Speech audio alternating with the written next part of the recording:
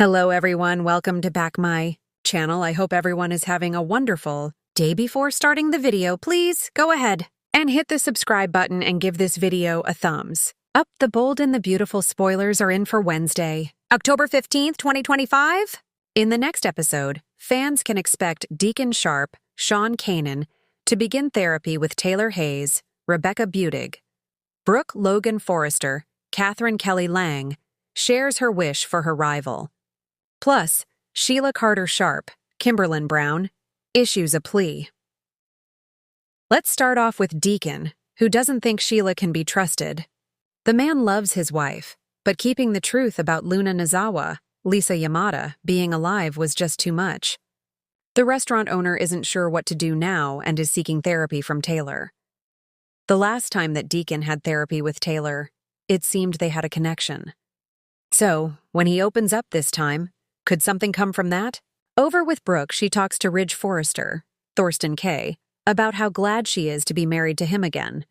After some smooches and gushing, expect Brooke to bring up Taylor. The blonde won't have anything negative to say. Now that Brooke has her destiny, she will want Taylor to find hers. Of course, this sounds all very nice. However, I'm sure Brooke's true motivation is to make sure Taylor is too busy with her own man to notice Ridge. The bold and the beautiful spoilers for Wednesday, October 15th, reveal that Sheila will stop by Il Giardino. When she finds Deacon there, she will corner him for a chat. Deacon might claim that he is too busy to talk, but Sheila will likely beg him for just 1 minute. The waitress will probably apologize and will want to make things right. Then, she asks Deacon to move back in and that she needs him. In the next episode, fans will also see Will Spencer, Crew Morrow, Bill Spencer, Don Diamont, Katie Logan, Heather Tom, and Electra Forrester, Linnea Grace, face their new reality. Luna Nozawa, Lisa Yamada, might be headed back to prison, but there is still the baby to think about. Are Bill and Katie really serious about adopting? What will Sheila and Penelope Poppy Nozawa, Romy Park, think about that? Could they think that the baby should be elsewhere? Maybe they will fight to get custody of their great-grandchild? Wednesday's episode of The Bold and the Beautiful, October 15th, promises an emotional tug-of-war between redemption, forgiveness, and longing, as 3 intertwined storylines reach an unexpected emotional peak. Deacon Sharp, Sean Kanan, opens up in therapy and confronts his deepest fear. Sheila Carter, Kimberlyn Brown, makes a shocking plea that could alter everything for her and Finn. And Brooke Logan, Catherine Kelly Lang, reveals a wish that may reignite the most complicated love triangle in soap history. This isn't just another midweek filler, it's a day where every whispered confession, every look of regret, and every tear shed might change the course of destiny for multiple families in Los Angeles. The episode begins in Deacon's sparsely lit apartment, where an unusual calm hangs in the air. For once, he isn't cleaning up after Sheila's chaos or chasing business deals at Il Giardino. Instead, he sits opposite Dr. Taylor Hayes, Krista Allen, who's agreed to conduct private therapy sessions with him. Deacon's tone is hesitant, his confidence wavering as he says, "You know, Doc, I thought getting Sheila out of my life would make things easier. But it's like I can still hear her voice. I keep asking myself, what does that say about me?" Taylor studies him closely. The man before her isn't the scheming opportunist she once pegged him for. He's haunted. Haunted by choices made in desperation. Haunted by the remnants of love he shouldn't have had for a woman the world calls a monster. Taylor reminds him gently, "Sometimes what we mistake for love is really recognition. 2 broken people finding each other in the dark." It hits Deacon hard. He flashes back to nights spent with Sheila when no one else believed in him, when she'd touch his hand and whisper that they were the same. It wasn't passion that bonded them. It was survival. But Taylor pushes further. "You're trying to forgive yourself, Deacon. And that's not a bad thing. The problem is you're still looking for someone else to validate it." Deacon looks down, thinking about Hope, Annika Noel. His daughter's trust in him has been fragile but genuine. And yet, every time Sheila's name comes up, Hope's expression hardens, reminding him that his mistakes have ripple effects. "I want to be better," Deacon admits. "Not just for her, but for me. I just don't know if I can ever really leave Sheila behind. Taylor leans forward, her voice soft but direct. Then maybe it's time to stop running from the truth. You didn't just love Sheila, Deacon. You needed her. And that's the part of you that needs healing. The therapy session ends with Deacon quietly staring into space, not broken, but aware. Aware that his next choice could define whether his future is built on redemption or relapse. At the Forrester mansion, chaos reigns. Ridge, Thorsten K., Steffi, Jacqueline McInnes Wood, and Finn, Tanner Novlin are gathered in the living room when Carter, Lawrence St. Victor, delivers news that rocks them. Sheila has filed a petition to restore partial parental visitation rights with Finn. Steffi's voice rises immediately. Over my dead body! She's not coming near our children, not ever again.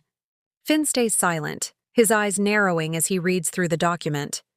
The legal jargon doesn't soften the impact. It's a desperate move by a desperate woman. But the real shock comes later when Finn receives a text message from an unknown number. Please, just hear me out. I'm not asking for forgiveness. Just a chance to explain. He knows it's Sheila. Against his better judgment, he agrees to meet her at an undisclosed location. A quiet stretch of the beach where the waves crash hard against the rocks, a perfect metaphor for their relationship. When Sheila arrives, she looks smaller than usual.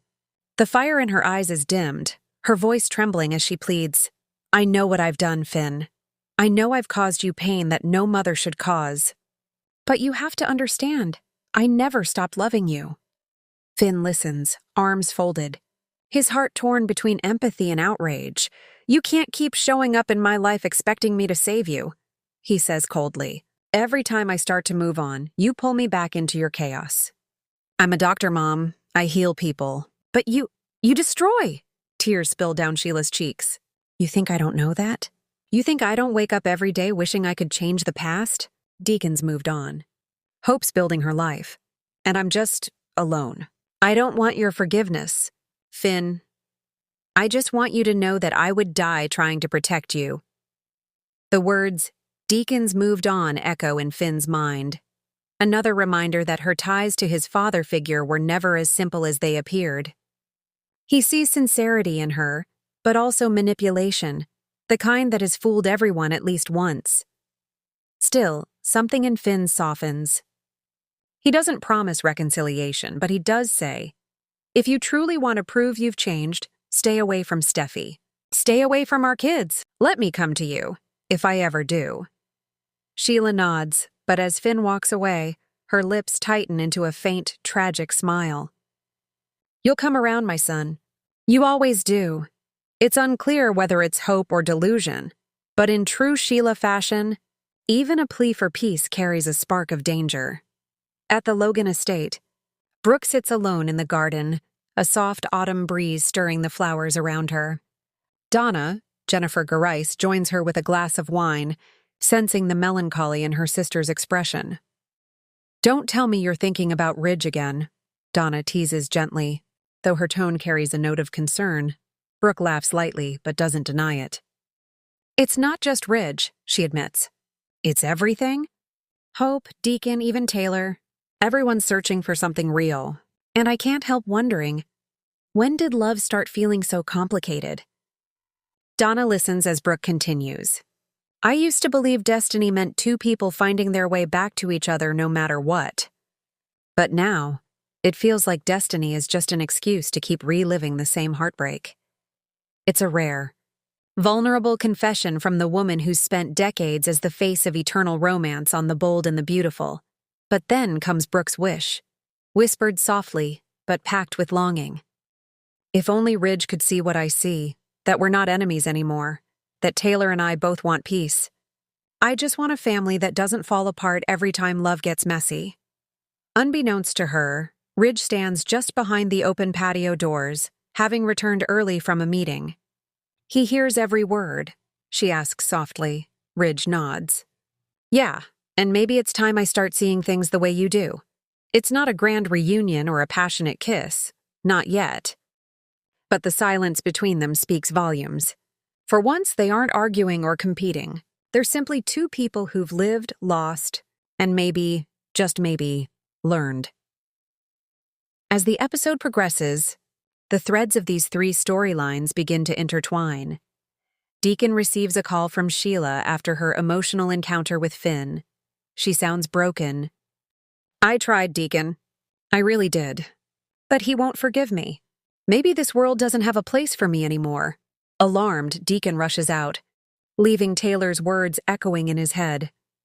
"You're still looking for someone else to validate your healing." When he finds Sheila sitting alone at the pier, staring out at the ocean, he kneels beside her. "Don't talk like that," he says. "You've got more strength than anyone I know." Sheila shakes her head. "I don't have anyone, Deacon. You were the last person who believed in me." Thanks for watching this video, and please subscribe our Bold and Beautiful Update YouTube channel for more update news.